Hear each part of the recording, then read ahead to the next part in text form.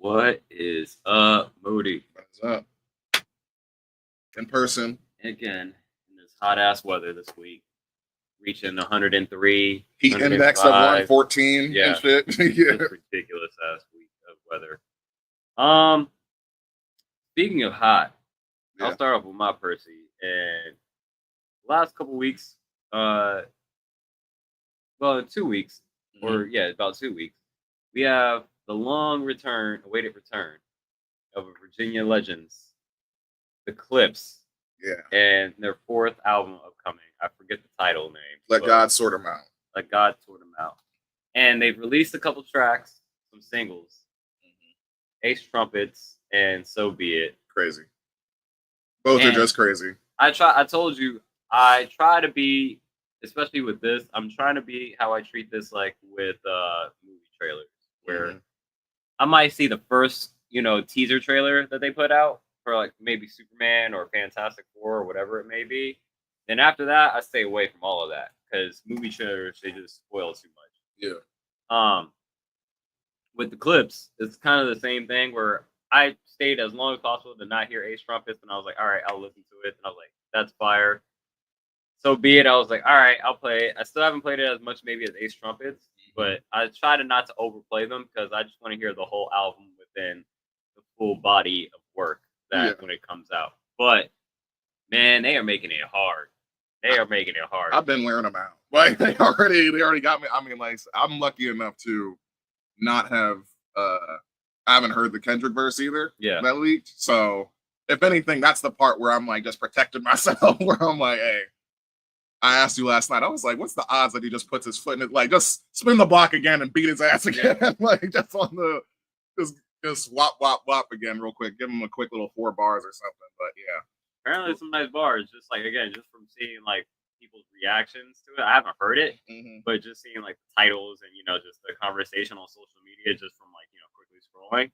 Apparently, Kendrick did his thing on the verse. It was enough that he got the album dropped from Def Jam and got picked up by Rock Nation. So obviously, there is some, I guess, some type of magnitude to this verse Yeah. of some sort. Yeah. And then, like, what artistic integrity? Because it's like, you ain't about to let some other artist, like, listen to my album before it comes out because it might be about them. You know what I'm saying? That's like, so what? Who gives a shit? Artistic integrity. Like, that's really what it is. So it's like, you hear that the label is on some funny shit like that, and it's like, get me the fuck out of here. This ain't got shit.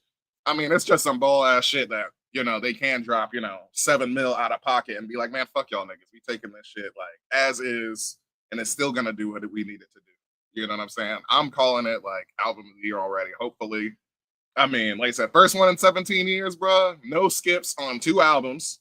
We listened to all of, Lord willing. Yeah, Lord willing. Which if you skipping anything, it's on that.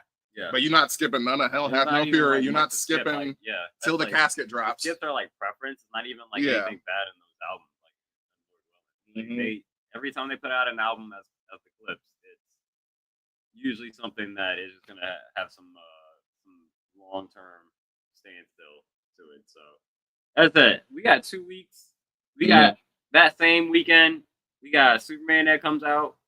We got the Absol concert. And All in Texas. We got the clips. And we have All in Texas on Saturday. So in 2 weeks, that's going to be a pretty entertainment filled. And yeah, the clips album on the way to Absol is going to be, I think, one of my highlights for the weekend. Yeah. So I'm looking forward to it, but they're making it hard. Even like their rollout, just the songs that they put out, and then like just their rollout in general, how they've been kind of prepping up for this album. They just did a Colors video. Yeah. If you haven't familiar with Colors, they're on YouTube. Check them out. They did a New York Times interview. Yeah. Already. I haven't listened to that, but I saw like there's been plenty of clips coming out from that, like talking about shots at that I didn't understand either, but at Travis Scott and stuff that I explained to you on So Be It and shit. So it's making it real hard not to like just overplay these singles that they got out. But I think I'm doing a pretty good job of like, all right, if I have an itch and I really want to hear it, I'll listen to it. But I feel like I can wait 2 more weeks for that. So when the album fully comes out, just kind of take it all in. But I'm excited, man. They do not sound like 53 and 48. Yeah. Like, I asked you how old are they, and you were 5 years short on both of them, and I was like, yep, they up there. Mine, I'm gonna keep it short. It's just the fact that it's the worst time of year. This is the sports depression. the NBA season is over now, and now I got jack shit. So, man, WNBA is next up because like I'm 2 weeks ago when NFL went into training the off season mode for them and getting waiting for training camp. So now we double off. It's all the way fucked now until week 1 in my mind, all the way fucked. So, man, it's gonna be rough getting through the summer, but hopefully it cools down somewhat. Yeah. Like, man, I mean, WNBA that can be loaded up next for sure. They got a whole bunch of streaming rights on Max and stuff. Yeah. So probably I'm gonna tap into that more so before like watching MLB. Like I said, man, football season starts in 3 weeks, man. No, it doesn't. No, it doesn't. For you, it does. Not for me. But I'm not tapping into none of it. Wake me week 1 for sure. Because like once again, injuries are gonna happen and all that stuff. So it's like let me know who's actually on the field. You excited to see Travis Hunter? Like that's wild. As long as he make it through training camp, as he's healthy. You try to see him doing practice and doing all that stuff. I mean, of course, the Reddit clips are gonna come out, but nothing worth mentioning. Of course, that's just shit that's just gonna happen. It's like a Ben Simmons 3-point run. It's like a Ben Simmons 3-point shot. Like video. No. Every single year, it's like, bro, this is nothing. That's what I mean. Like that's the way I view it. That is. See, you can't be compared. Like, the NBA is nothing like that. I'm just saying NFL specifically is nothing like that. Like, yeah. To say that them working out in training camp is like Ben Simmons shooting threes in the gym is terrible false equivalence. Yeah, I'm just saying it's nothing. There's not players that don't like use like they shine in training camp, but when the season starts, they're just like, you're just like a really good like role player or bench player. Like, I wonder why they were killing it in preseason. I wonder why they not doing it. But that's not happening. I feel like for most people, if you see something spark, it's like, okay, like this dude's about to pop off. If we want to push it, like I would say, preseason. Like if somebody's popping in preseason, that's when it would matter. Be like, okay, that's the same thing that got Colin Kaepernick rolling. It's like, oh, who knew he would have been this good? Well, if you was watching preseason that year, you would have seen that nigga was on fire. So, not only just preseason, you see it during the training camp. You see it during the passes. The tape don't lie. The tape don't lie. I'm not watching none of that shit. Fuck that. Anyways, I'm not about to grind tape in the summer. We got an hour and like 10 minutes before Night of Champions begins, so let's try to get through this show. Doors opening. Step back to allow customers to exit. Wow.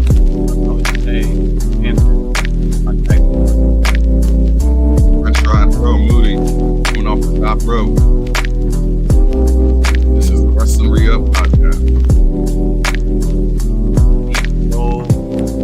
Avenue. Follow us on our socials. This YouTube channel, give us a like, comment, subscribe. Send us email at wrestlingre@gmail.com. What's good, everyone? Episode 51 of the Wrestling Re-Up, the penultimate before the 1-year anniversary episode. Crazy. 1 year. I didn't even think we started this around the 4th of July, but I feel like, 4th of July, Money in the Bank. I feel like the first episode was like around Money in the Bank time. I think it was right after. Wasn't it right? It was either right after or right before All In. I think it was right after All In. Yeah. It was definitely after, like, because they had the Owen Hart Classic, and I remember that was a thing too. So, yeah, man, 1 more week until 1-year anniversary. Episode 51. You called out a few 51s. Yeah, Derek Brooks. Nate Bucks. Yeah. I forget. Bernie Williams. Yeah, Bernie Williams. Yankee legend. Randy Johnson. That's where I was like, okay, yeah, that's a unanimous one. Yeah, like, when you can make a bird explode, that's pretty awesome. That's like, because like I said, I'm not a baseball fan, but even growing up, you understand there's certain clips that like just break out, and I remember that one. It's like it was like, holy shit, that bird just exploded. Like Randy Johnson, what a legend, and Ichiro, like arguably the greatest baseball player of all time, like in world history. Like, I mean, let's add up the Japanese league shit. He got 1,500 hits over there too. That's like, damn. And he was already the leader for the MLB, so it's crazy. He's nuts. 51. Who would have thought 51 would have had good numbers like that? Yeah, I guess it's because people definitely want 50, and they're like, we'll just take the next one. Probably. Right, 51. Okay. Yeah. Pop-up week. Night of Champions in Riyadh. A lot of things going on earlier in the week that potentially could have moved it out, but they were like, "Nah, we staying, we going." Yeah. Oh, yeah. Real world shit. Yeah. You're right about that. But episode 51 pop-up show, Night of Champions. Let's get through it. Like I said, Night of Champions starts at 1 o'clock here on the East Coast, and it's 11:50. So if we want to make it in time to get our predictions in, we can sprint through before the show starts. We can get through it. So let's actually get to the flagship show, Monday Night Raw. I thought it was actually a pretty decent episode. I enjoyed it. There were some good things on here. This was a good go-home week for Night of Champions for sure. Yeah. Well, you go start off. What was your top thing on here? I only had one primo, which you did agree with me. It was the main event, which had Cody beating Jay in the King of the Ring qualifier. So it's Cody versus Randy at Night of Champions. This was a great match, man. Jay hitting Cody with Crossroads. Like, once again, one of my favorite things in wrestling is just stealing each other's finisher. Yeah. And it's so fun because that's like, should be a heel thing. You know what I'm saying? I think like traditionally that's a heel thing to use somebody's finisher against them. But I think like, as I'm like watching this and they're so deep faces, like it's more so like he was digging so deep in his bag. Like he was just doing what he could at that point. And he's like, oh shit, well, I got Cody right here. Yeah. Pull out Crossroads against his ass. Like I've seen it enough in the last 3 years since he's been here. I'm sure that they've taken it in training together or whatever, but yeah, that was a great match. I loved it. I feel like with that, you got to do what you got to do. Like with a person like a Cody's level, it's like, hey, I got to do what I got to do. Yeah, you know what I'm saying? Like I need that plus up, something, that edge that would give me the win. And if it requires hitting him with his own finisher, hey, we already talked about it before, like him and Cody. Yeah. It's like we already talked about it. Like, hey, I got it. I'm trying to get to the same spot that you at, and you trying to get to the same spot that I'm at. So it's like, hey, all is fire and love is war. But after this match, like we could still be boys. And cool, but so I can see your point. And they're former tag team champions. Like, you know what I'm saying? They're actual boys. Maybe this might be like the little early sprinkling of Jay possibly turning heel down the line, but yeah, I thought it was a great match, better than anything that had to be on for like a regular television show. While I did think we did talk about, does Cody need it? Yeah. The same thing with like Randy. That's why I was like, hey, maybe Jay actually pulls it out. He gets a rematch with Gunther at SummerSlam.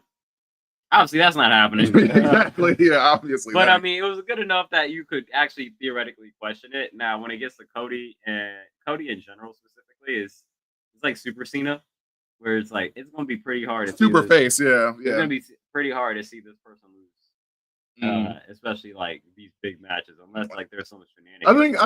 I think, yeah, that's a good. I think I would see him like that if he beats Randy. I think that's because I don't see him like that right now. Like I see him as like he's definitely like the face of the company for sure in that Super Cena mold.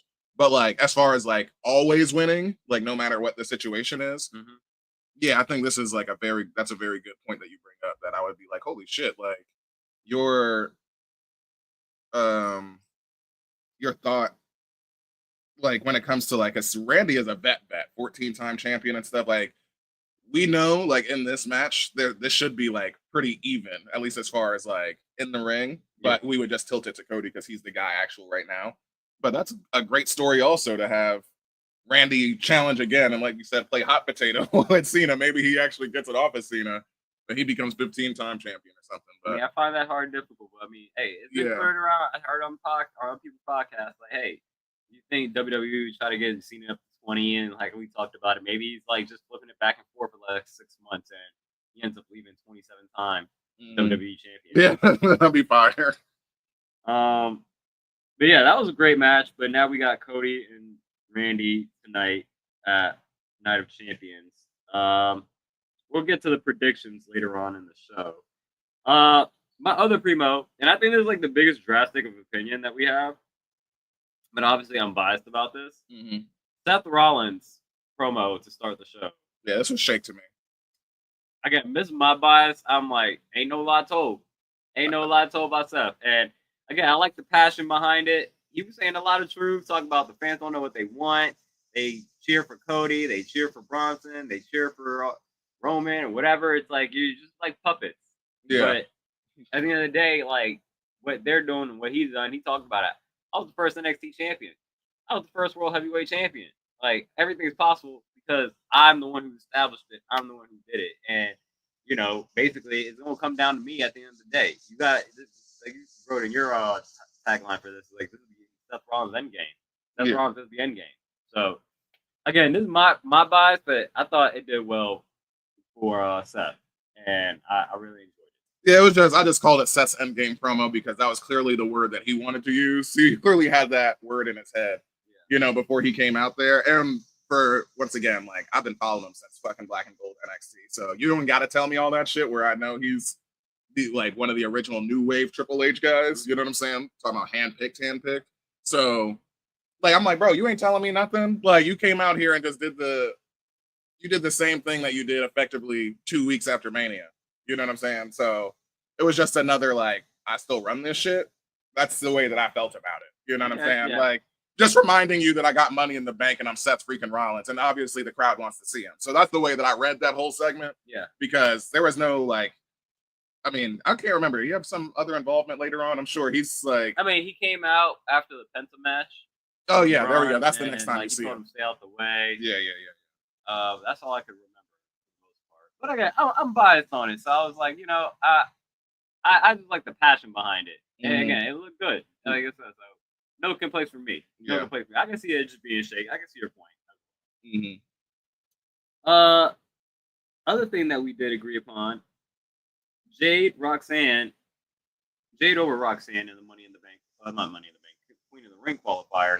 Taking Jade to the finals to face Asuka. Yeah, man. Like this is, I feel like one of Jade's best matches. Yeah. And a lot of it is just having a great dance partner and Roxanne. And it's just watching that match through. I was just like, man, I just can't wait for Roxanne to be Women's World Champion or whatever Women's Champion for Raw or SmackDown. Yeah. Like her having like the main belt is gonna be so fun, and she's so good. She's so good. And she got a really great match out of Jade.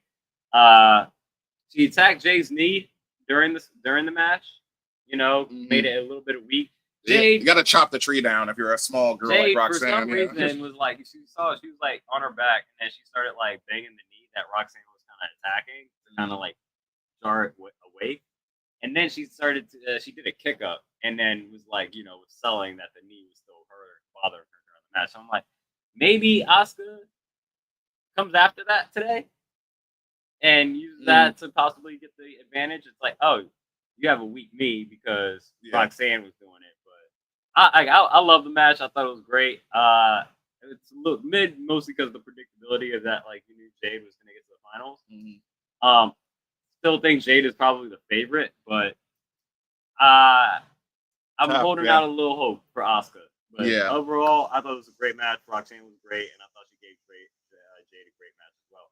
And Jade, again, she's been now matches. What she had Roxanne in the week prior to get to this point. Who she faced? Not Kyrie. It was on Jade's opponents. Yeah, on the way to the Queen of the Ring final. Because I feel like she had what was it, like a 3-way or a 4-way? Oh, yeah, they all have 4-way qualifiers. Yeah, and then she had a match last week. It was against someone that was also really good wrestler. I'm blanking on it, but she's being put in these matches with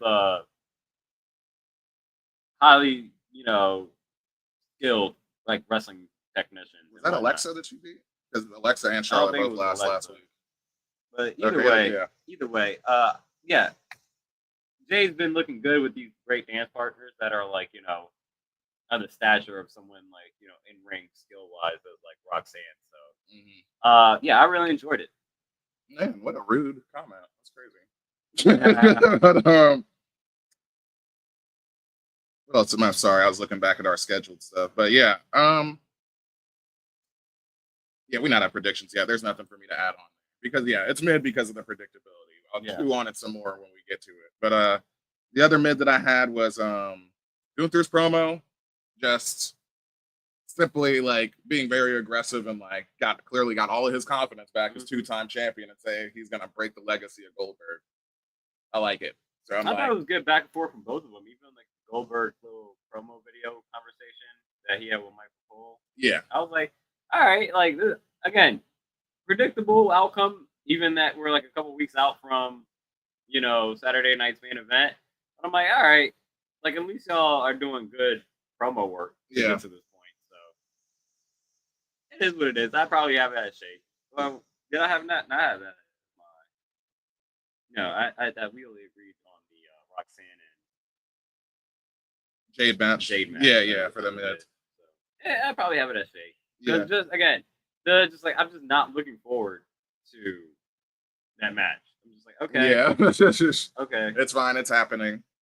The other Shake that we got, man, we got it written down same category. We agree it's Shake. I could just say Becky over Bailey via Lyra DQ, and you said Lyra needs to stay out of grown folks' business, which I somewhat agree with that just because of the billing of the match.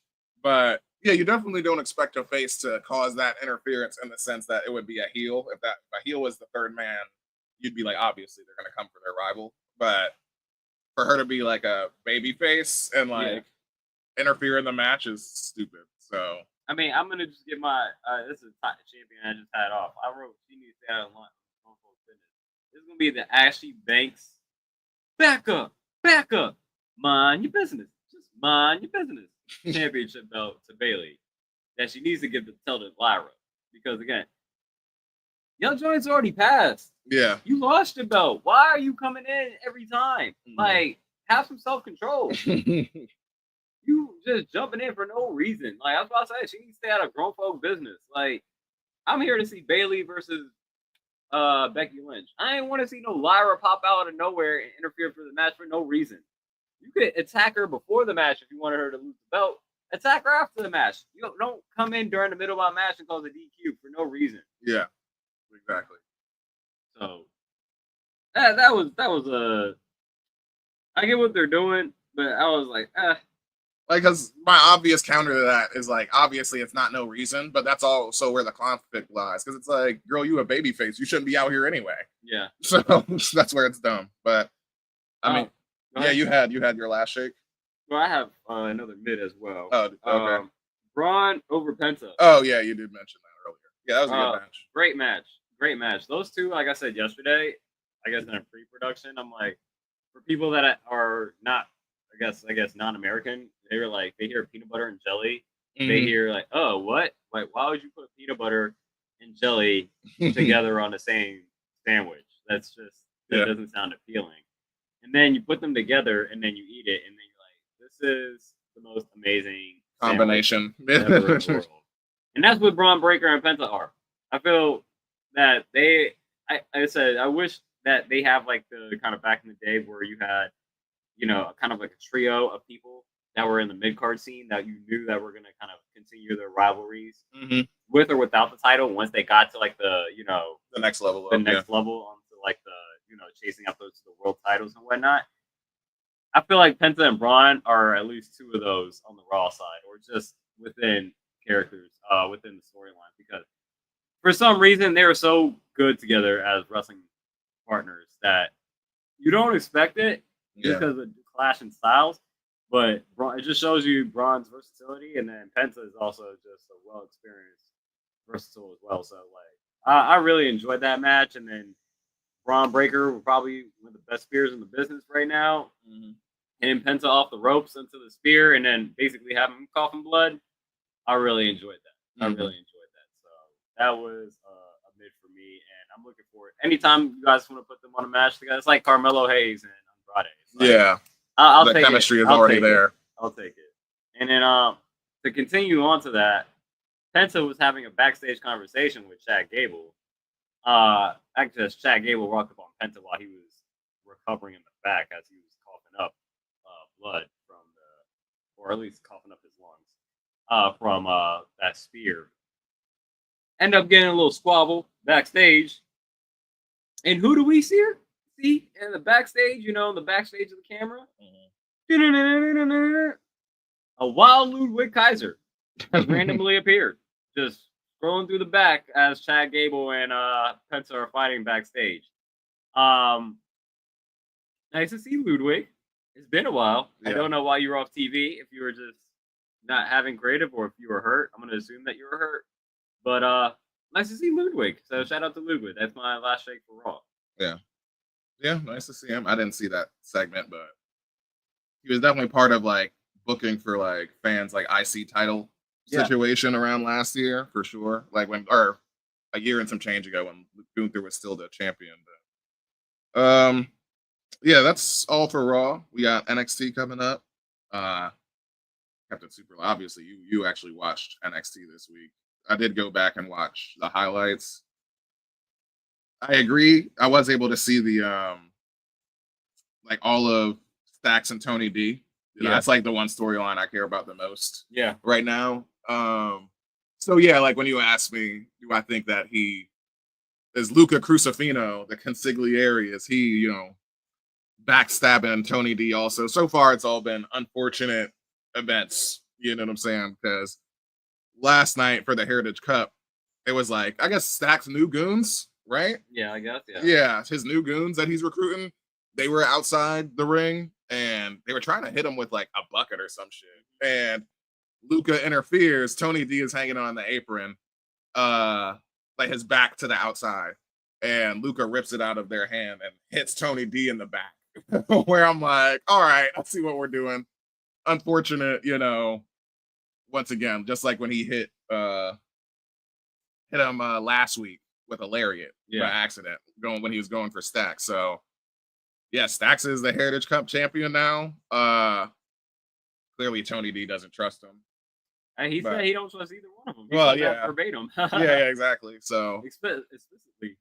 I mean, there's no reason for him not. I mean, like if you're Tony D, like, and you just been blindsided all of these times, like, nigga, you standing real close to all of this unfortunate shit that's happening to me. You know what I'm saying? Like, you can't blame Tony D. So yeah, I want to know if they're gonna get to the reconciliation, of Luca, or if he is gonna join them. You know what I'm saying? Like, what's that gonna happen? I like this. I have this as mid just because I'm intrigued by what's gonna be happening further. Because it seems like, again, obviously Stacks has turned on him. Yeah. Luca, like you said, it's unfortunate. It seems just like a series of unfortunate events. Yeah. But at what point is Luca going to be like, yo, I've told you many times, I'm on your side. But you continuously not still being paranoid. Me. So what makes you think I'm not going to go side with Stacks? Because you don't trust me. Yeah. So I'm like, at least that's my boy. You know what I'm saying? Like, he's kind of still playing it as a face in a sense. Because it's like, I ain't want to do it. Like, I was literally right by you, and it's just a series of unfortunate events. But you basically pushed me away. So if you don't want to be cool no more, you don't got to be cool no more. But it's interesting to see the downfall of Tony happening. Just losing his whole squad, losing his right hand man, losing his Heritage Cup, and then eventually losing North American title and the Heritage Cup. Yeah, and then losing his consigliere. So the downfall of Tony is interesting right now. And Stacks is rising up, obviously from like an NXT main event perspective. It's like Tony D could easily go to the main roster and Stacks ends up.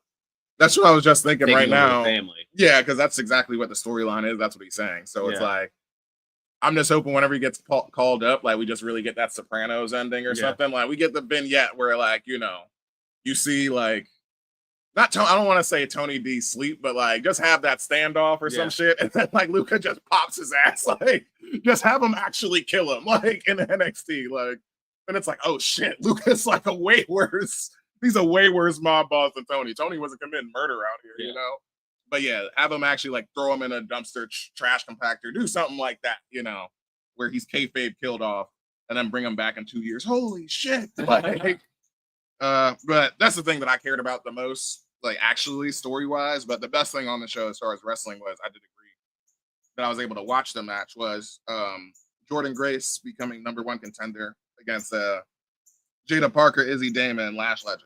Yeah. Great match. Great match from start to finish. A lot of intensity from all 4 women. And it's just that fast-paced. And then I think Jordan Grace was the obvious pick, but I think it could have gone to anyone. I thought Lash could have made a really good challenge. I thought it was interesting that Jada took the pin, though, from the torture rack bomb. Jada took like 3 or 4 things near the end. She pretty much took everyone's finisher. And then I was like, okay, I don't know what it means, if it means anything, but I thought that was interesting that she was the one that took the pin. I mean, there's also characters who are just over enough that that don't need the title. Yeah. You know what I'm saying? So I was like, there's a world where Jada Parker gets called up and she never holds, the NXT title. For sure. I think she gets the NXT title. I mean, I think she does because she's not scorching hot like a Julia or like a Stephanie Vaquer, where it's just like undeniable. I think she's gonna still do some time there, but I'm just saying the character is so over that it would make sense to me if they were to do that. But Her versus Blake Monroe in a feud, that'd be pretty good. Yeah. The other quick things we got: Trick retain the TNA title versus I'm always gonna say Briggs. Josh Briggs. Every time I see Briggs, I think Lance Briggs. So I was confused because maybe I missed like some like actual storyline development behind stage. But I was like, Inamura pinned Trick last week in their 6-man, and I'm like, why is Josh Briggs the one getting the title shot? But going into my other mid for the week, which was Inamura having a standoff with Obafemi, basically talking about he's trying to come for that title. I was like, all right, I'm here for that too. I'm here for Inamura versus Obafemi. So the Trick and Josh Briggs was great. Josh Briggs showed out, super athletic, and be able to do some of the things. Crashed and burned on a moonsault into a trick shot for the loss. Yeah, but I mean, like a guy of that size doing the moonsault is pretty impressive. And then Inamura bucking at Obafemi and having their back and forth. I was like, I was confused not seeing Inamura challenge for Trick for the title. Exactly. But when I saw Inamura step up to Obafemi, I was all good with it. So I'm here for both of those, and I'm really excited for this Obafemi Inamura match. And it makes sense with because at the end of the main event, you got Joe Hendry that comes out. So clearly because they're gonna have another match at Slammiversary. He's the #1 contender for Slammiversary. So I'm hoping that's where he gets it back at. But I was like, okay, yeah, that makes sense if you have Joe Hendry come out. That's why Inamura goes for Oba. But also when I saw Inamura, like, I'm here for it. But once again, it's just like, God damn, this is just Challenger of the Week shit. You know what I'm saying? Like, he's already cleared everybody out. It does feel like so it's just like, that's just the only thing. Because like I said, I'm all for the match. But once again, we just had Miles Bourne, right? Yeah. I mean, not to say that people shouldn't be getting shots. Like, we've been enjoying the matches. But, like, did we give Miles Bourne a chance? Are we going to give... any one of these in a few weeks actually. Exactly. So that's what I'm saying. And then you still got Jasper Troy coming through because he came out the end of that promo. Yeah. And between Inamura and attack Inamura. Did they have that match yet? Like Jasper Troy versus Oba? Yeah, it was like 2 weeks. 2 weeks ago. Yeah. So even with him with his debut, like he still lost. Yeah. He took 2 fall of graces. Yeah. He's still circling the block though. He's still keeping his name around. For sure. Like he was wrecking shit on this episode. Yeah. He also beat up, I want to say, Javon Evans? Yeah, it was at the end of that match. Javon Evans beat Tavion Heights this episode. NXT was actually a pretty fun show. Jordan Grace versus JC Jane at Evolution is now confirmed. Yeah. And like I said, the Inamura stuff was pretty interesting. There was also Ethan Page and jumping. Oh no, Ricky Saints. Ricky Saints, yeah. I thought that was actually cleverly done because they had like a video package start. He's like, Ricky, and then like the video kind of glitched up, and you're like, yo, what happened? And then all of a sudden he kind of comes in and attacks from behind. I was like, that's a new. Yeah. Like I haven't seen that. I haven't seen WWE do that before, so I thought that was new and a pretty clever way of like the typical. I'm gonna sneak up from behind you while the promo's going on. It's like, okay, we'll glitch out the thing and make you wonder like what's happening. Really, it was all part of the plan. So really interesting. Anything else? Nah, that's it. We were speed running through this show. Yeah, we got to. AEW Dynamite, the coffee shop. Another great show. Though I was watching it through the highlights and clips that they were posting on YouTube, and man, AEW, I appreciate them for this, but they put up like 15-minute clips of like the entire show. And I'm like, this feels so exhausting watching through. And I'm like, yeah. I felt like I watched the damn near the whole show again, for the first time. So, I guess my highlight was Mark Briscoe winning the Casino Gauntlet. Again, another great 4-way of men. You had Takeshita, Dorado. Bandito. And Roddy Strong. He had Mark Briscoe had a nice little, prior to the match, he had a nice little few bars against the Hurt Syndicate. MJF, yeah. He's gonna be in the Casino Gauntlet match for next week. But Yeah, all around, just good quality wrestling from all four men. And I'm a fan of Mark Briscoe. Do I think he's gonna win the Casino Gauntlet, whatever thing? Probably not, but it's nice to see that he's in the match, and it seems like he's probably gonna be on a feud with MJF and the Hurt Syndicate soon. So, nonetheless, I'm glad that that Mark Briscoe won, and it was a great match. So, not too much that I can really expound on. You got anything? Yeah, I was just gonna say, similar to like what you said about the women's four-way on NXT. Yeah. This was just a breakneck pace where everybody just had two finishers charged already in the match, and it was like they gave you just like an intense ass 15 minutes. That's why it was easy primo, and just even the sequence at the end, like a double 21-plex by Takeshita, like catching Bandino in the middle of his finisher as he's doing it on Mark Briscoe, like sick as fuck. And then, once again, the timing, one of my favorite finishers still, like that nobody else does, is Roddy's, the end of Heartache, that release suplex into the back of the knees. It's so simple, or not simple, but like just very good aesthetically. He's had it since Ring of Honor. No reason to change it. Nobody else does it. And I'm like, man, it's just fucking fire. But yeah, Froggy Bows will put you down though. So yeah, great match for sure. I enjoyed it. For my mids, they started the show with Mercedes jumping Toni Storm as she walked into the arena. Mm-hmm. And I want to say this was great. I feel like this is the first actual physical contact that they've had in their build. Yeah, I mean, outside of Tony German suplexing Mercedes. Remember the Sonic Rings? Remember that was my champion of the week last week? Yeah.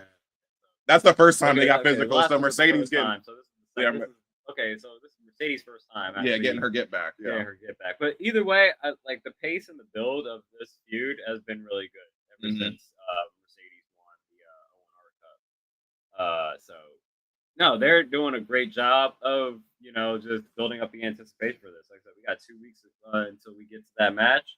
Probably one of the show stealers, probably for the night. Mm-hmm. Outside of, there's gonna be a lot of great matches, but I think that was one of the ones that people are probably gonna be looking for. Yeah, I wouldn't be surprised if that ended. You think that ends the show? The women's championship match? Nah. Yeah. I feel like that might be your biggest match, though. But it's the top billing on the card is Hangman Moxley. It's Hangman Mox going over as we expected. Exactly. So, exactly. If that's the main event, Hangman's going over. We might even get a debut of a new AEW championship. Yeah, or not even might. We know we getting it. Yeah, we already saw it. The Unified Champion. No, I'm talking about the heavyweight championship. Yeah, it's called the AEW Unified. Are you talking about the unification between? No, I'm talking about Moxley's belt, which has been in a briefcase for over a year. Oh, that's what you mean. Yeah, that's what I was saying, that they might remodel it. Yeah, that's been gone forever. So yeah, that would be. We might depending if Hangman opens the briefcase and it's something new. Brand new. Yeah. That's what I was saying. Yeah, before that, I was like, it could be interesting. Granted, the regular AEW title still is gorgeous. I'm just saying. Yeah, no, it's a possibility. You haven't been on TV forever. Yeah, forever. They've been working on a new design. Yeah, exactly. Especially with the cheer and pop that Hangman's been getting. I feel like it's been he's always been popular, but it feels like it's on another level. A new era. Yeah. You know what I'm saying? Like a new era belt. Exactly.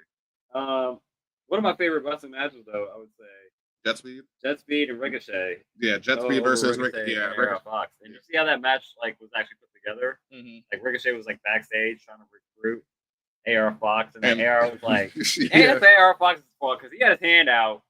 He was in, but he was just like, "Well, why would you have your hand out like that while you're thinking?" It's like you just waiting for that motherfucker to take your hand. He was clearly exacerbated at that point in time, exhaling, and he was just in an awkward position where it was perfect, character work from Ricochet, just invading his personal space. Is clearly not what he was doing. He was like, "Oh, great," dapping him up, I'll see you out there, perfect. All for him to just turn on him in the end, just to leave him hanging when he dives for the tag, which I thought was, maybe we're just gonna get a program out of them because clearly the crowd was all behind AR Fox. He's getting over for whatever reason, or the crowd is really connecting with him right about now. So yeah, maybe we'll just see them later on. Maybe that's a not all in, he's but trying like, to get a crew together. Yeah, Can get into his aspirations of getting some gold. So I mean, I can see him with a trios title. Maybe have him, with a faction. I mean, I don't know who's the trios champions. Oh no, the ops. You ain't getting him off the ops. Yeah, he is not getting him off the ops. But maybe. Like I said, it was a great match. Nonetheless, it was again kind of like the lucha kind of feeling to it, where it's just like a lot of fast-paced flips and stuff like that. He's doing that at 37 too, something like that. He's around our age, like him and Swerve, like they're like a little bit, few years older than us. So it's like they're like 37, 38 doing that, and looking cut up. AR Fox looks like an action figure, dog. Like, what are we doing? I mean, yeah, you already know. I said fucking Speedball. That dude looks like a video game character. The first time I saw him. Yeah, right. Who's this Street Fighter character? Just coming out of nowhere. Or Tekken character. Right. Yeah, that was a great match as well. And Hangman beats Mortos. Yeah. Another great match as well. The based god. Yeah. Beats Mortos. Man, he's amazing. Yeah. This man's having a great week. Got the Beyonce of wrestling on his arm and, getting featured on TV more, so. Obviously, I think, like, Hangman is going to go over, but it was nice to see, like, again, just really good. It was keeping him hot, yeah. Especially he didn't wrestle last week either. He just showed the appearance and did the promo, so. Good match overall. Hangman ends up getting jumped by Death Riders again. Death Riders. Choking him out. Again, it's all just leading up to Hangman just, getting his belt back and once again becoming AEW champion, right? Yeah. Once again? Yeah, he was champion before. Great show for AEW. If anything, just to chew on it slightly, that just shows me that Moxley is actually afraid of him. Yeah. That's what that's showing me. But the last thing that I had on here was just the shake was, I felt like it was worth it was because the debut or re-debut actually happened at Collision last week, which, obviously we record these on Saturdays, and Collision is Saturday night. So this is literally the maximum amount of time. But Kota Ibushi came back and had a face-off with Okada. Got some holy shit chants, and the other half of the Golden Lovers, Kenny's original tag team partner in New Japan. So he's got some more backup, which is cool. And then on Dynamite, he beat Trent Beretta, and arguably like the best match on the card. So for it to be out of nowhere and just keep Trent Beretta also hot, Roppongi Vice, let us remember that. I mean, the Don Callis family has a lot of different, parts to it. So, and they said next week's episode is the 300th episode of AEW Dynamite, and that Okada will be defending his title against Kota Ibushi. Okay, so that is scheduled for next week. I did have one chick that I did not put on here. It is Ospreay and Swerve challenge the Young Bucks at All In. Oh yeah, after the Blake Christian and Lee Johnson match. Yeah, and it's for the EVP's titles. Though they were talking about this on Mask Man, I took it as if Ospreay and Swerve win, they would be the EVPs. Yeah, Shoes was like, nah, I think it's supposed to be that the EVPs just drop their titles. Yeah. They're not EVPs. It's like the end of the authority. Yeah. But I took it as the first. I took it as the former. On first listen, that's exactly what I'd say. That's what like those words in that order actually means, But if I was to interpret it like out of kayfabe, I'm like, how much do I believe that they would actually let them do that? Yeah. You know what I'm saying? It's like, or not even let them, but it's like, is that the storyline we're gonna go with? Is Swerve and Will Ospreay are running the show? I doubt it. You know what I'm saying? So they would much rather just get back to the grind of like putting on wrestling. So it's like, yeah, I agree that it probably is gonna be just telling them to put their influence on the line. Like stop fucking. Maybe we get a little bit more clarification, but it sounded very, like I said, it sounded like if they won, they were going to be the EVP. Oh yeah, that's what I said. That is what that means in that order. But yeah, I agree with both statements. And my last shake was Chris Statlander. I thought was surprisingly enough getting the win in the 4-way qualifier for the number 1 spot. In the Casino Gauntlet match for the women, she beat Thunder Rosa, Willow Nightingale, and Athena, and that was via Death Riders. So that's where I was like, they had Marina Shafir, and Wheeler Yuta was actually in the ring too. I was like, is Wheeler Yuta about to fucking German suplex? I really thought he was in a German suplex Willow Nightingale for a second, and then at least he doesn't. But she's able to. He distracts her enough. She has to hit him with the pounce, and then distraction leads to Wednesday Night Fever 1, 2, 3. But interesting enough, where I'm like, okay, I think this is true. Like maybe we're gearing up for like the AEW Women Tag Team titles because it's like, all right, there's only one woman in the Death Riders, so it's like maybe you're recruiting Chris Stat, and that's where you can have Marina and her do that. So, who would because Willow's partner be? Willow? I said, who would Willow's partner be? Oh no, I was gonna say Mina Shirakawa, but that's like Tony's best friend. But I mean, they have very bubbly like aesthetics. That's why it's the first person that comes to my head. She could probably borrow her for an episode. Queen Aminata is pretty stiff. She had a fucking match this week too. Yeah. Like it's the same like the Rough Rider, or not the Rough Rider. What was it? The Woo Boot. Zack Ryder's finisher. Mm-hmm. Off with her head. That's what she calls it. Which I'm like, that's fire. Like just you're draped up against the ropes and it's just I'm running and sprint fucking just kick to your face. But yeah, that's it for Dynamite for me. All right. We do have some book of wrestling. I'm good at this. And two of them are exactly this date, June 28th. Okay, well, let's get the intro going.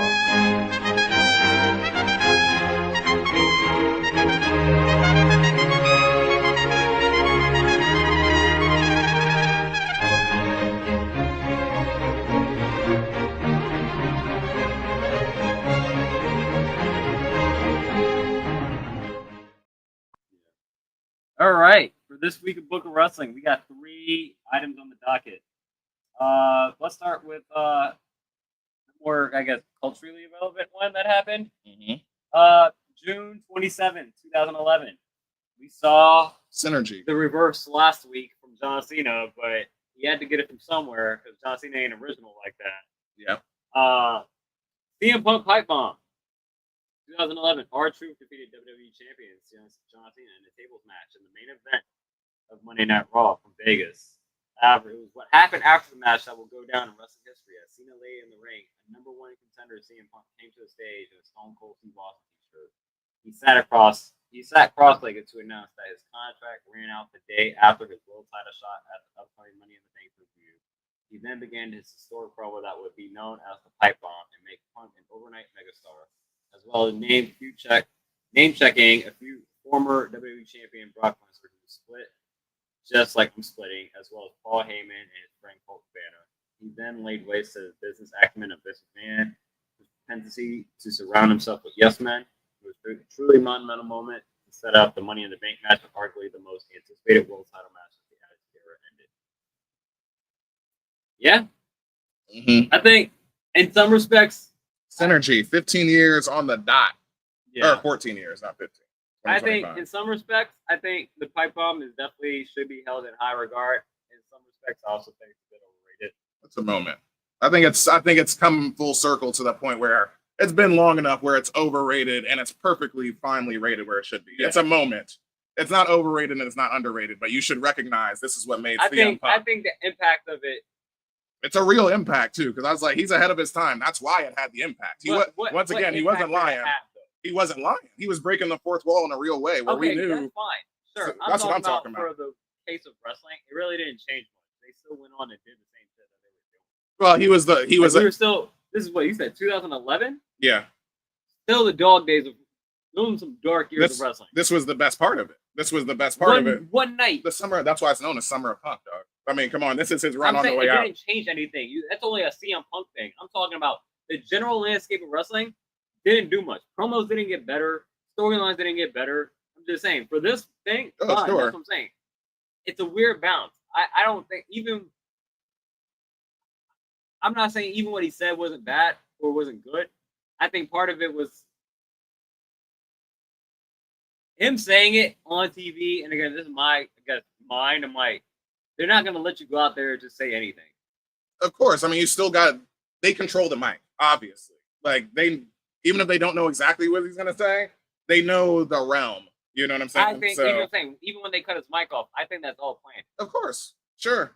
Even still, like... saying, of course. People are not of coursing that. Well, I'm saying we're deep cut fans. I'm saying you have to think... Even deep cut fans are not of coursing that. They're like, no, this dude's got his mic cut off because he was crossed the line or something. I'm saying, as far as like what CM Punk was saying, yeah, it's true.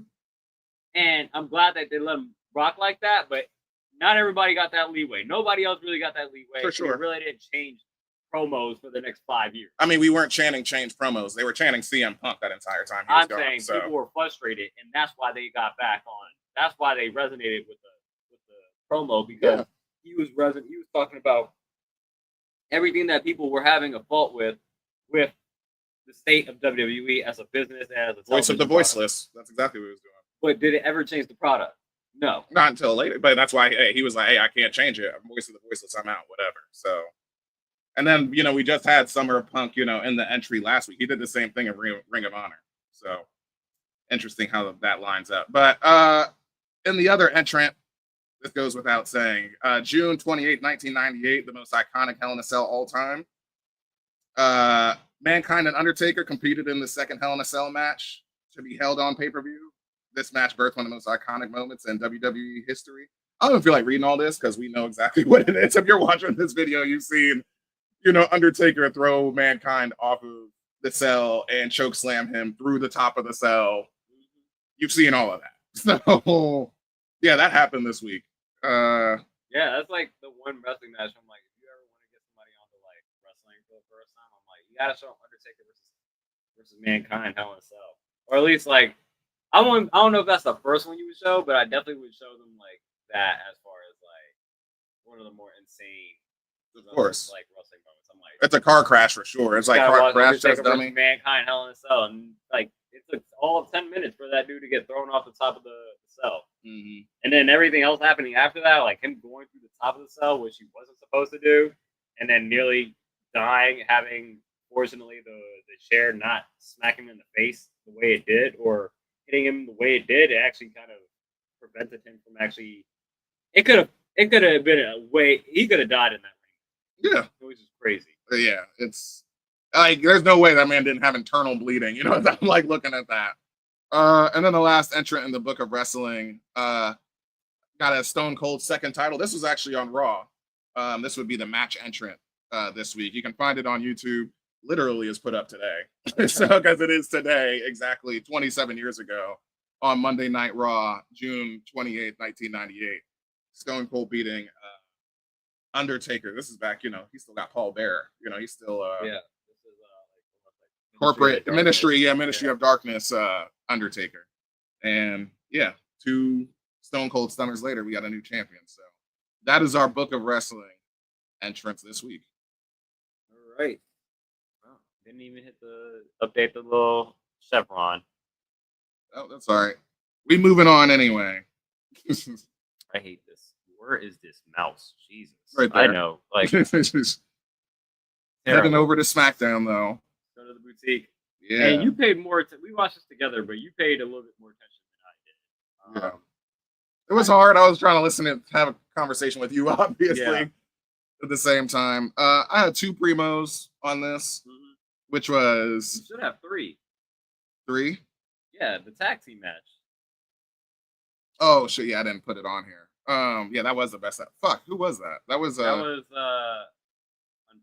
Andrade, yeah, DIY. Yeah. Andrade and Phoenix beating DIY. That was primo too. Yeah, so this is a really good one. This is a really good go-home week for Night of Champions. Although this is also a show in Riyadh. Great stage. Huge, yeah. Already seeing it. Like seeing Phoenix's, like everybody's entrance looks fucking amazing on that stage. But in the main event, at least main event as far as wrestling. Yeah. Tiffany retained against Nia Jax in the last woman standing match, which I definitely predicted the spot where I was like, Naomi's got to come down. Yeah. Like for the attempt to cash in at least, which she did that. And, you held your breath for a quick second. You're like, do not let her be the first one to like lose this shit right now. Like, but she didn't, but I'm glad they gave her the smart, like, or not smart heel, but like the typical heel spot when you got Money in the Bank where it's like, you try it, but the face is still too over right now. It's definitely not smart because she tried to turn it in during a last woman standing match. And so she would have just been she would have standing match instead of just being in a singles match. That's true. It. Her best opportunity was to win it after the match would be over, but Tiffany wasn't obviously exhausted. I would have this. It was a great, entertaining match. I think it was just like I didn't think Tiffany was gonna lose. Yeah, yeah, So I was sure. like, all right, great match for what it was. This is like kind of like a Riyadh. Still, Hey, you get a championship match, but and it's like with a high stakes stipulation. But I had no feeling that Tiffany was gonna lose her belt that night. So I probably put it mid,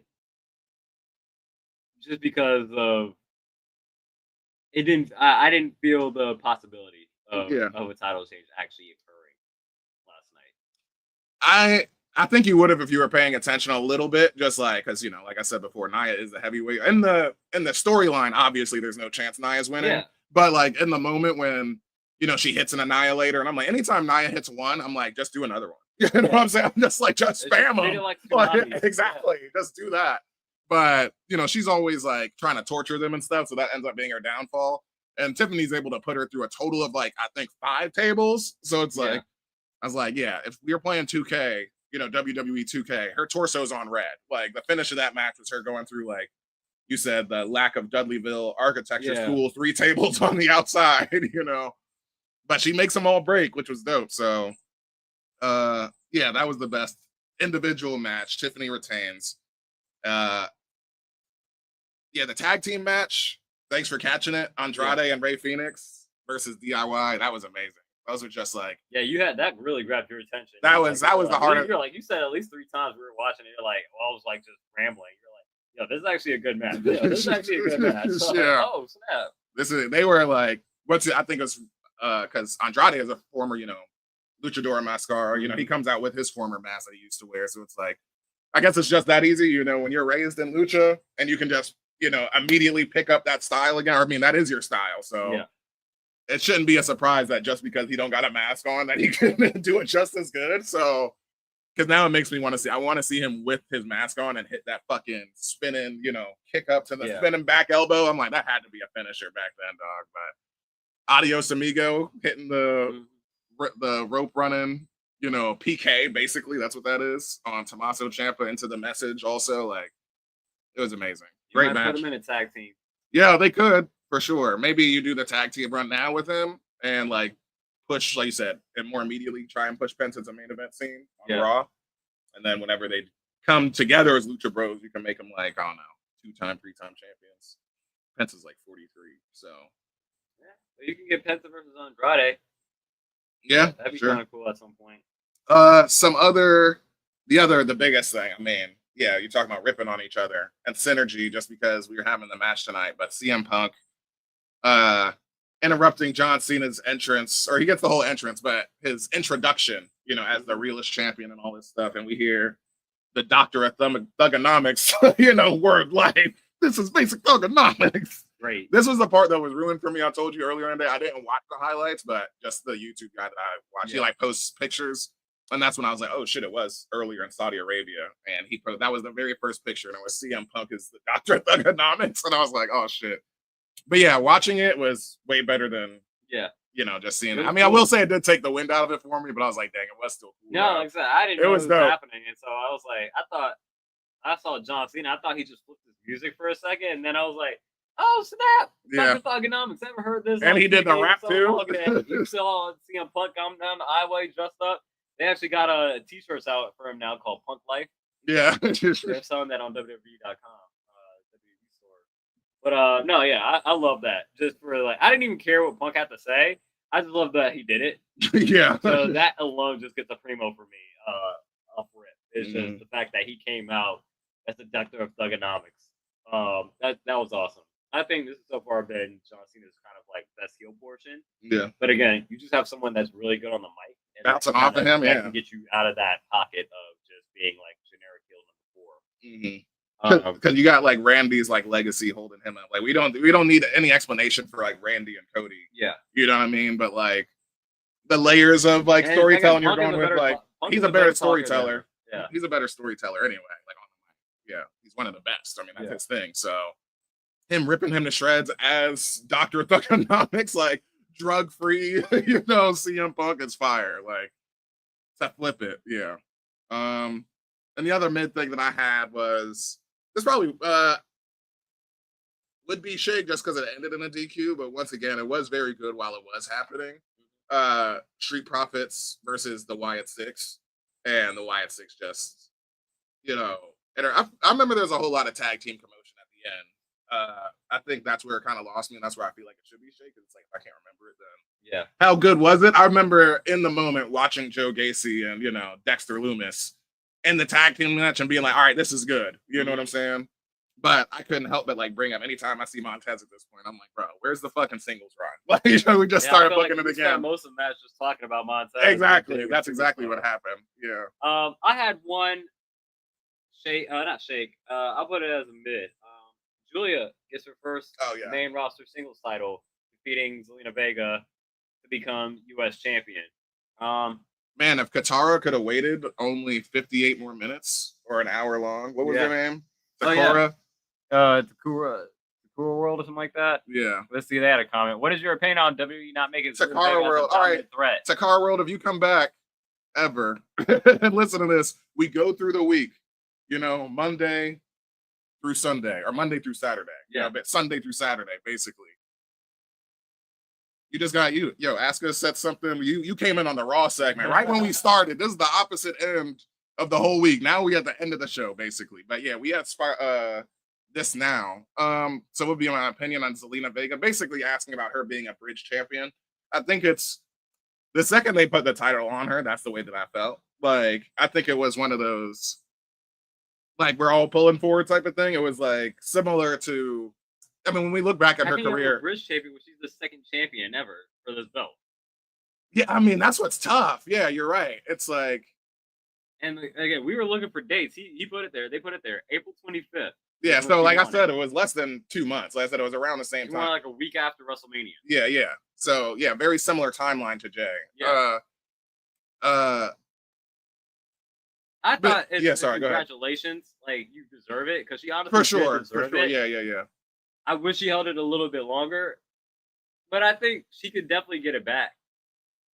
I think, all right, I don't want to say bridge champion, right? Because she is just a champion. Like, because really, when we say bridge, it's like you're holding it for now because we don't have like a serious enough story for you. You know what I'm saying? Like, it's like we can, like, the story that we were telling with Zelina was her winning the title and then her still being outnumbered by the Secret Hervis. And like, they were like beating her down every week and like basically as a proxy for Chelsea because she broke her nose. You know what I'm saying? And now she has that mask on up until, you have Julia turn on her. Not really a turn, but like, Julia's like, nah, I want this title too. I want this strap. I come down for the save because I want to take it off of you, last week.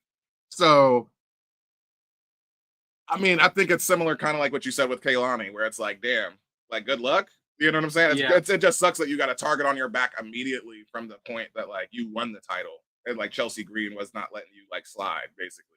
So I think if we could have had a more, like I said, the question is about dominance. Like, I think if we could have focused on her a little bit more, like, got to know her character outside of just, like, being an overpowered champion, I could have appreciated it more, I guess. I mean, I think with Zelina, and maybe this is part of the maybe long-term storyline that they got going on for her, is that I think for right now, when she won a championship, it's kind of like Jey Uso, where it's like, you're just happy for them as a person, as a fan favorite, that they won this title, because they deserve it.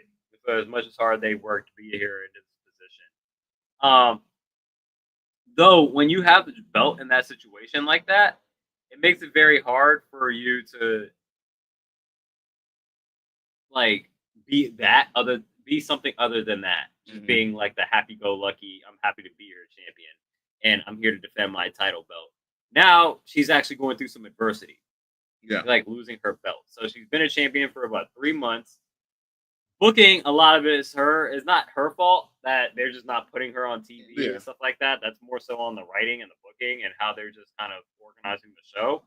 But I do think that, look, this is like, it was the first title defense that not first title defense, but it was Julia's first attempt at trying to gain the title, and she did it.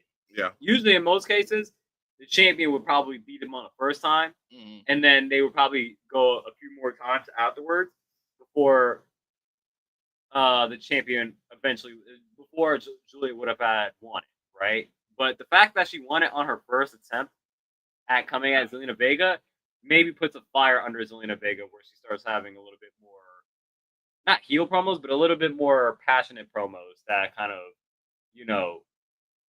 get her on the chase and kind of give her now an ability to kind of be more on her personality as a character, as a wrestler, rather than just like, we're here for Thea Trinidad and we're happy that she won the title in WWE. Now it's like, we want to see Zelina Vega, be that fiery Latina, come back and get her title and then, hold it from, let's say she gains it back at like Clash in Paris. Yeah. All right, then all of a sudden, like, she could hold that up until probably like what, Royal Rumble? Sure. Wait, Clash in Paris is when? Like 2 weeks after SummerSlam. Okay. I was gonna say Survivor Series. That's that November, right? Yeah. Yeah. But you think either way, it don't matter. I'm just trying to say that, like, within a storyline within this year, just her getting back her title. Yeah. And it just being more character driven. Yeah. Rather than like, exactly what I'm saying. We're happy for Zelina and she deserves it. Yeah, that was a validation. The real person. It's like Mick Foley versus like Mankind. It's like, all right, Mankind technically won it, but like, we're happy that Mick Foley won this belt. You know what I'm saying? The same thing is like, we happy that Thea Trinidad won this belt, and not saying we're not happy for Zelina, but it's more like, all right, now she could be a little bit more character driven in her motivations rather than like, hey, like, good for you. Yeah. And not even, that sounds dismissive as hell, but it's more of just like, it's hard when you like, I think Jey Uso was kind of like that. I feel like, I guess Sami has never won it, but there's just a few, like Jey Uso was like that. Maybe Damian Priest was kind of like that as well, where it's like, hey, like, we like you as a person, even just outside of wrestling. We like you as a person. You deserve this belt. But then again, usually it's kind of hard to book them as a anything but that once they actually have the championship. So you kind of give them a little bit of a restart. I went a little long-winded on there, but what did you think about that? I gave you my thoughts on you just re-emphasized, like you said, we just gotta make sure that we give her more storyline. That's what you were saying, is that we got to give her more storyline as champion outside of being on the defensive. I'm saying that storyline is more rooted in her character rather than the person. I get that, because the first championship is validation, basically, for the person. I get you. I mean, and that's why I say Survivor Series, because it wasn't even 3 months. You said 3 months earlier. This title reign was less than 2 months. So if we can give you a solid, like 3 months is a solid championship reign, where I think you're like in that. You know what I'm saying? We should get used to you, basically. So it's like, all right, if she's a 2-time U.S. champion and she holds it, for a total of 5 months in this year, like, that's a good fucking run. You already you're the first 2-time champion. Yeah. You know what I'm saying? So that ain't bad to start off on. Now, we ready for our predictions? Yeah. Let's get into these Night of Champion predictions. I don't have the Chevron for that, so we can just go past that. But, and also got to add it to the Notion doc, but we'll do that later. How many matches we got on this card? Like 6. 5, 6? Night of Champions 2025.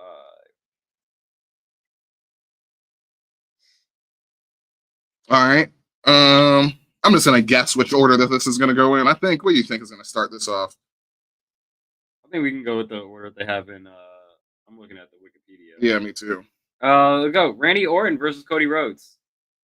Randy Orton versus Cody. Cody doesn't need it.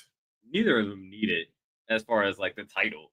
As far as the title of being King of the Ring, this is more of like, who is gonna be at the SummerSlam opponent for John Cena. I mean, or maybe Randy maybe goes after Gunther. Yeah, let's say, because Cena's not going to last till Mania. We know he's done at the end of the year, basically. So I mean, SummerSlam, that's what I meant. Did I say Mania? No, you did. You said SummerSlam. Okay. I was just saying he's not going to make it to Mania. So it's not going to be Cody versus Cena at Mania. It's not like he's going to win it there. So for that logic, I'm just going to go with Cody. Like, he doesn't need it, but fucking might as well. Like you said, he's Super Cena. Like you were saying, like, he's the closest thing to Super. Like, and this is what would validate that for me. It's like, if he beats Randy right here, he don't need King of the Ring. We can just put him in the main event right now. Yeah. So, but also Randy does. So it's an interesting scenario. But I'm gonna pick Cody just for the sense that he is the guy right now. That's just my only logic behind it. Yeah, I'm gonna go with Cody as well. This is the biggest match that Cena could also have on the way out. I mean, this is the last big show that he's gonna have. Yeah. Is this SummerSlam. So he's already had his last Mania. I'm gonna go Cody as well. I feel like this is a combination of, again, this is not being kayfabe about it. It's the fact that we are in Riyadh, and it's like getting two fan favorites and Cody Rhodes and Randy Orton. So it's just a good match just to have on itself on the surface level. Yeah. And then again, Cody Rhodes is Super Cena at this point. It's very hard to see this man take a L right now. Yeah. Or at all. Yeah, like, exactly. And I don't see any shenanigans kind of pulling out here. I just think that, Have it straight up, yeah. I think we're gonna agree upon that. Let's go. We'll go Cody on that. Street fight. Raquel Rodriguez versus Rhea Ripley. Now Raquel, we talked about this yesterday. She cut a promo as an individual in a ring for the first time in like God knows how long, and it was Spanglish. She was kind of flipping between English and Spanish, and I thought it was like a little rough. It felt like it was not rough. I would say a little rusty. Yeah. But I thought there was like, if she got a little bit more opportunities to do single promos directed at one individual person and not just be like a secondary person, like standing behind like, Liv or what's going to be right now, it seems like Raquel. Not Raquel, Roxanne. Yeah. It'd be good. Though, again, Rhea is Super Cena or like, Bianca level of over. That the fact that it's a street fight, I could see Roxanne coming out of nowhere. That precludes Roxanne.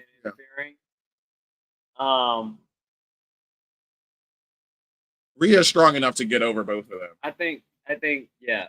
Because she took the Tejada bomb on Monday. Exactly. She was the one left down through a table. So I'll go Rhea over Raquel. Yeah, I agree with that. Same thing. Rhea's getting, and like, granted, this is similar to like, the power buff girls turning into the power glow girls, where it's, they're not tag team champions yet, or like officially Roxanne's not named if they don't relinquish it, but it will be her. She will be like the de facto replacement. They're literally like the same fucking size. It's like she's a Hispanic Liv Morgan. That's what she is. Then we got Sammy versus Karrion Kross with Scarlett in a singles match. Yeah. So this is Sammy's first match in over there, ain't it? No. He's wrestled there the last few years. Oh, okay. This is basically a hometown match for Sammy. Well, that's what I was gonna say. He's definitely gonna win it because he's a hometown guy. There's no Mansoor anymore. So if you bring it up to me, I don't remember his fucking last few years. That's why I had that thought in my head. So I was like, oh, he's definitely winning. This is his first one. Yeah. But he's wrestled there reminding me of this, it's like, yeah. But still, Karrion Kross has that whole like manipulator thing, like just eating the fucking phenomenal forearm. They were talking about Masked Man yesterday. I was telling you. If Sammy wins this, you would have to hope that Sammy wins this by the fact that Karrion Kross let him win, and he's just kind of sitting in the corner waiting for Sammy to just hit him with the haluva kick. Yeah. And it's just like the sprinklings of an early turn, as Karrion Kross has been doing with several other WWE wrestlers throughout his like time here. Just kind of being the spark that lights the eventual heel turn for these wrestlers. And so Karrion Kross needs to win a match. This is his first pay-per-view match in God knows how long. Right? He needs it so effing bad. I'm gonna go Karrion Kross. Dang, this is about to be a tie. Because I promised you I was gonna pick Sammy had you not corrected me. I thought that was his first one. But yeah, with that being said, it's like, man, that man has been living on Main Event. Like, the fact that Main Event is still being taped is crazy. Like, that's where he's getting his work at. Yeah. And what I was going to say also, not to mention that he just needs to win a match, but what also we need to come to fruition is like, the only people we've seen him turn is the New Day at this point. And, like, there's other ones that I feel like there was other ones that I just can't think of. He danced with AJ Styles for a bit. AJ Styles hasn't turned yet. He danced with Sammy still this entire time. Sammy still hasn't done it yet. Maybe I'm trying to think. There definitely was a solo act initially before the New Way. The Miz. That was the Miz. Yeah, the Miz. No, it worked on the Miz and it worked on the New Day. But we need to see. That's where I was like, you need to have it come to fruition that AJ needs to turn that. If this is the thing that he does, or Sammy needs to turn. So, he also did talk to Roman too.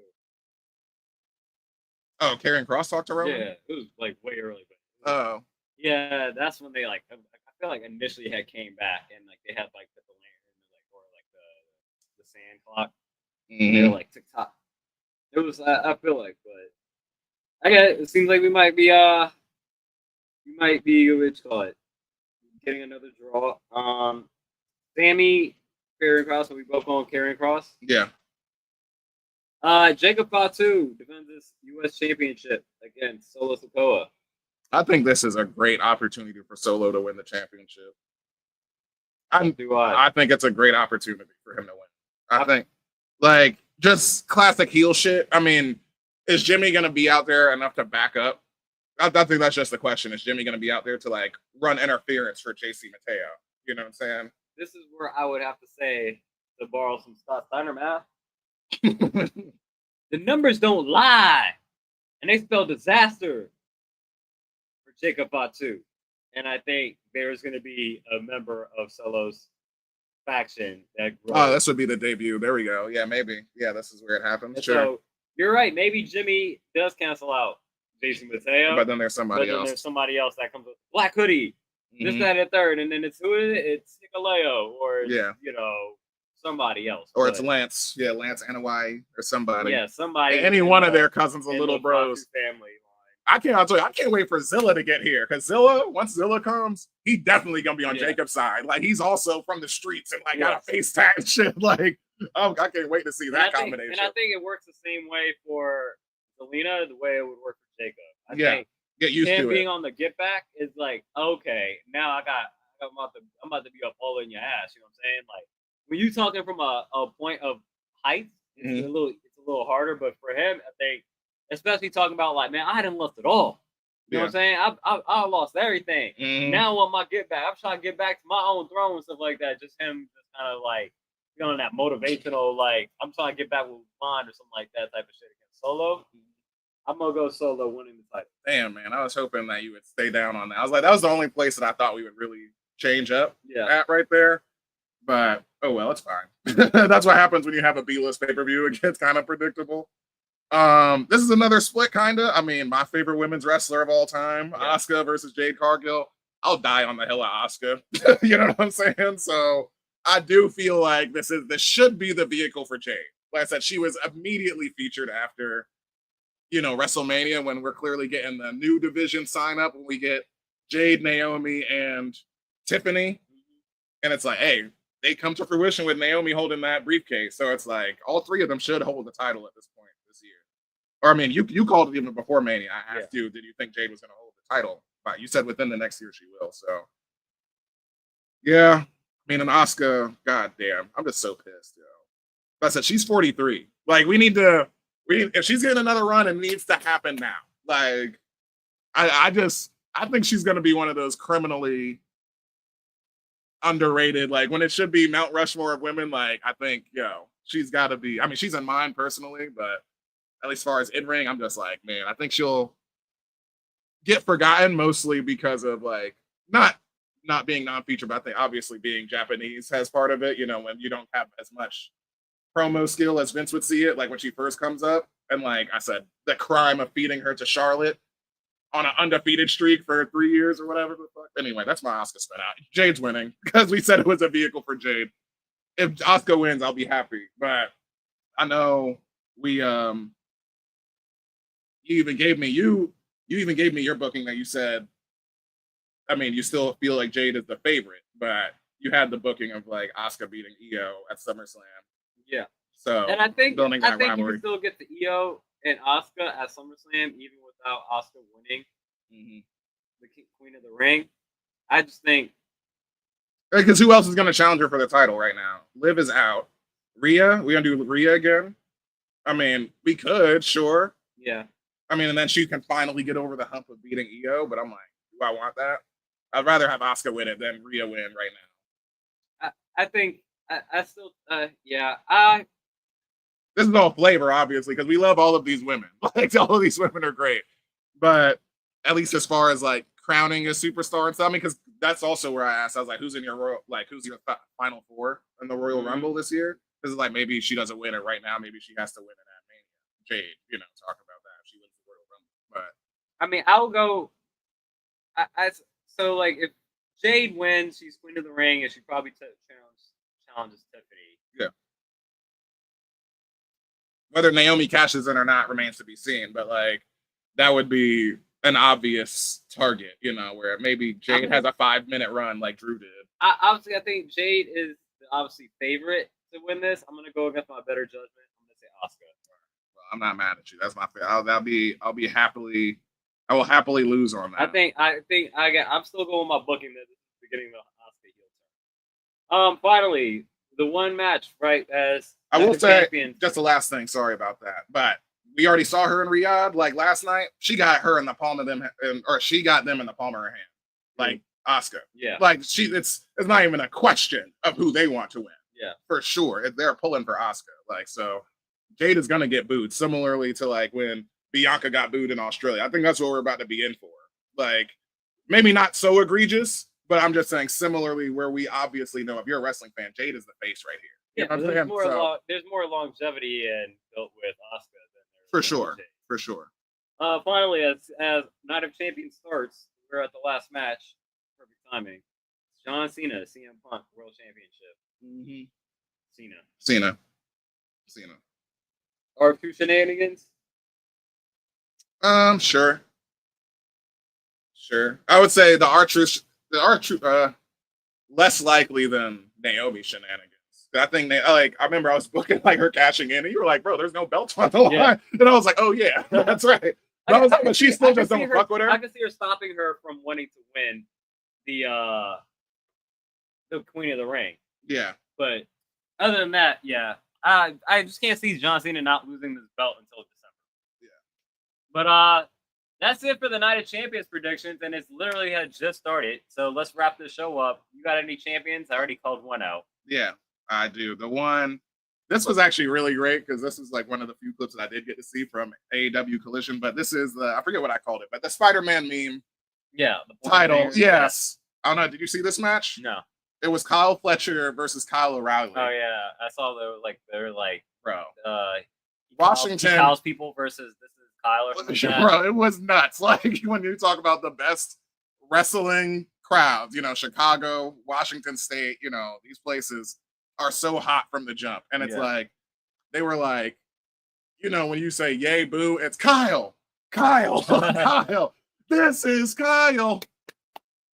Like, we're Kyle people. Like, and then they were doing, we Kyle people. Like, they were doing every single chant. And it's so funny because they're both broke. And like, Kyle Fletcher's like, man, they love me here. Like, this is the best ever. Like, and even the 1, 2, 3 was Kyle. It's like, what the fuck? Like, the crowd understood the assignment. Like, that's good energy, right? Exactly. Like, really just when you're all inside the joke, just because they're both named Kyle. Like, come on now. It was just silly, but yeah, I want to be a part of that. That's the kind of wrestling crowd you want to be a part of. That's good energy. Yeah. All right. That does it for us. Episode 51 next week. 52. 1 year anniversary of the Wrestling Rehab podcast. I'm already going to call it. We got to come up with podcast resolutions. At least one for each. Sure. To kick off the 2nd year anniversary, the 2nd year of the Wrestling Rehab podcast. So, but we got to switch it over to Night of Champions and see if Asuka can pull it out. If she kicks off the show. It reminds me of like... if the first match is Asuka versus Jade, Asuka's Yeah, definitely... that's true. That's true. I will say, though, immediately it comes to mind when it was like, when we were talking about Tiffany defending against Charlotte. Yeah. Where it's like, clearly in the spotlight, Tiffany is the one, or Jade in this case.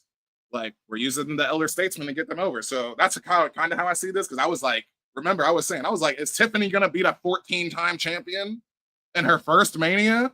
That's a tall fucking order. Said, the way they were booking it, the way when Charlotte first said she was joining the Royal Rumble and doing all that, I was like, oh, she's winning it. Yeah. And basically like, okay, but then wait, the way I saw them booking that Tiffany storyline with Charlotte, I was like, oh, okay. And Asuka did stand tall last night. I remember that too. She's the one who like fucking roundhouse Jade's fucking face off. So did she? She did. Naomi came down to interrupt, and then Jade attacked her. She pushed her out the way. I'm thinking about Monday where they were just on the stage. Oh no, yeah, actually last night. But either way, Oh, hey, like I said, if I lose because Asuka wins, and that's going to be the greatest loss ever. I won't be fucking mad at it because I'm just going to be like, if that happens, then because I'm obviously locking in your booking, so she must be winning at SummerSlam. Yeah, don't give her Queen of the Ring if she's not winning at SummerSlam. I have her going heel, and she better hold it till Mania. Io. She needs to hold that shit till Mania too. I have her being heel against Io, but Io's super over. Give us the send off. All right, y'all. Give us all the social media engagement things, like, comment, subscribe. If you are like Takara World, you will learn that we do this pod. The format is Monday through Saturday, through the end of the week, through Sunday. You know what I'm saying? Weekly stroll, man. Weekly stroll through the avenue of wrestling. But follow us here. Follow us on our personal social media. Give us an email at thewrestlingreup@gmail.com. And that will be that. We'll catch y'all next week, y'all. Peace.